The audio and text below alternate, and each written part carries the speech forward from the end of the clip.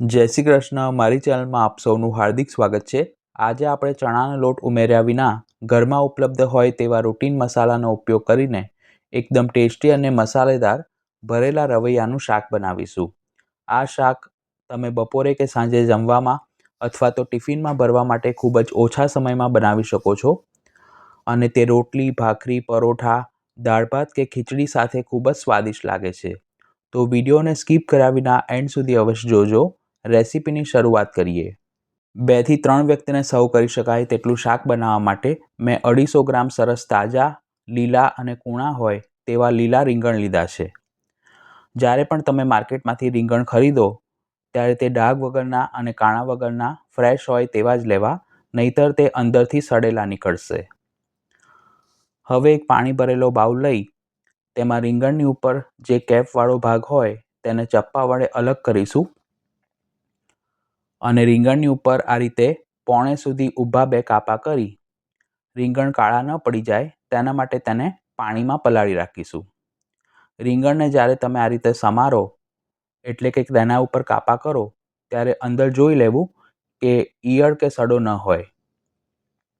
જો તમે બહુ મોટા અને પાકટ રીંગણ લેશો તો તેમાં બીનું પ્રમાણ વધારે રહેલું હશે અને તેવા રીંગણનું શાક ટેસ્ટમાં એટલું સારું નથી બનતું. જો તમારા ત્યાં આ રીતના લીલા રીંગણ ન મળતા હોય તો તમે પર્પલ રીંગણનો પણ ઉપયોગ કરી શકો છો.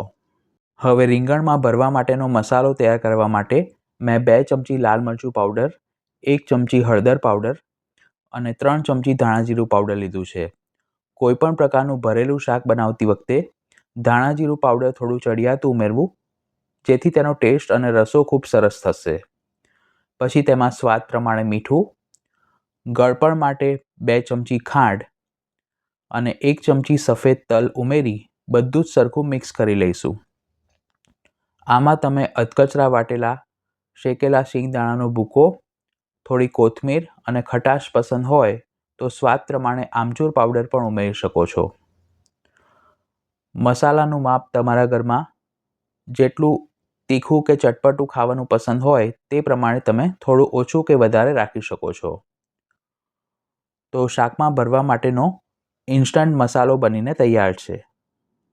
આપણે જે રીંગણ કાપા કરીને પાણીમાં પલાળી રાખ્યા હતા તેને પાણીમાંથી બહાર કાઢી અને થોડા કોરા થવા દેવા. પછી આપણે જે મસાલો તૈયાર કર્યો છે તે રીંગણમાં સમાય તેટલો ભરીશું.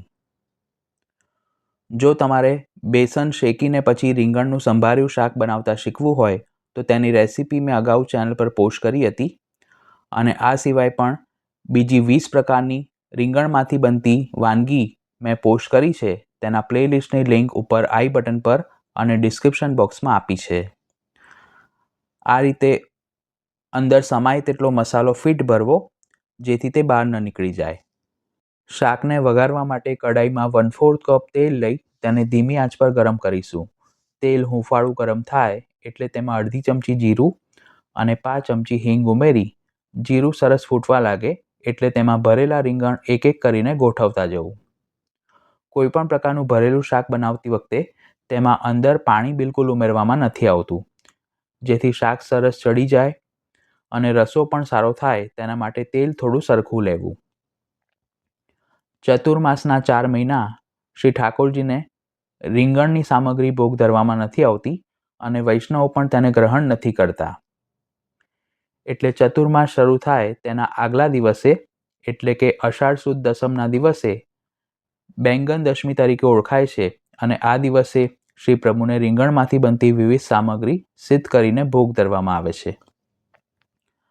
બધા જ રીંગણ ગોઠવ્યા પછી કઢાઈની ઉપર ઢાંકણ ઢાંકી તેના ઉપર અડધો કપ જેટલું પાણી મૂકીશું, જેથી પાણીની વરાળના લીધે રીંગણ સરસ ચડી જશે.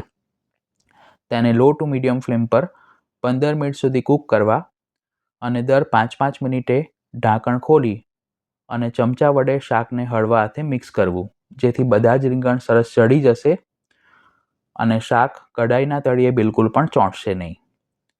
15 મિનિટ પછી રીંગણ 70 થી 80% જેટલા ચડી ગયા છે. આ સ્ટેજ પર જે મસાલો વધ્યો હોય તે તેના ઉપર આ રીતે ભભરાવી અને ફરીથી ઢાંકી તેને 5 મિનિટ માટે કૂક કરીશું. એટલે આ શાક બનાવવાની કુકિંગ પ્રોસેસ ટોટલ 20 મિનિટની છે. ગોસ્વામી શ્રી કાકા વલ્લભજીના 48મા વચનામૃતમાં બેંગન દશમી વિશે વિસ્તૃત લેખ આપ્યો છે, તો તે તમે જોઈ શકો છો. 20 મિનિટ પછી શાકમાંથી તેલ સરસ છૂટું પડી ગયું છે અને જોતાં જ ખાવાનું મન થઈ જાય તેવું ભરેલા રવૈયાનું શાક બનીને તૈયાર છે.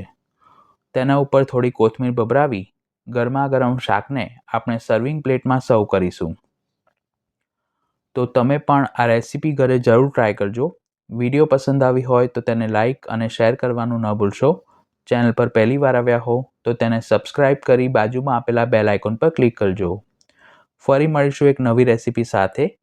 Thanks for watching this video.